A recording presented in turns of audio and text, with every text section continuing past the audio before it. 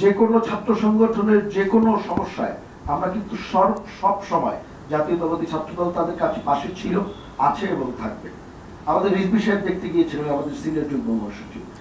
এই বিষয়টি আমরা আমাদের জায়গা থেকে সর্বোচ্চ করছি। আপনি জানেন যারা আহত হয়েছে, যারা নিহত হয়েছে, বিএনপির ভারপ্রাপ্ত চেয়ারম্যান জনাব তারেক রহমান প্রত্যেকটি পরিবারের খোঁজ খবর নিয়েছে। ইভেন গত রোজার ঈদে প্রত্যেকটি পরিবারের কাছে আমরা গিয়েছি, যতটুকু আমাদের সামর্থ্য ছিল প্রত্যেকটি পরিবারের কাছে গিয়েছি। আগামী কোরবানি ঈদে জনাব তারেক রহমানের নির্দেশনায় জাতীয়তাবাদী ছাত্রদল এবং আমরা সাথে অন্যান্য যারা অঙ্গ সংগঠন আছে, আমরা প্রত্যেকটি পরিবারের কাছে গিয়েছি। যারা আহত হয়েছে, যারা বিদেশে চিকিৎসাধীন ছিল, আপনাকে বলতে পারি সিঙ্গাপুরে যারা চিকিৎসাধীন ছিল, থাইল্যান্ডে যারা চিকিৎসাধীন ছিল, আমাদের যুব দলের সভাপতি আব্দুল মুন্নার নেতৃত্বে সেখানেও তাদের পাশে আমরা দাঁড়িয়েছি।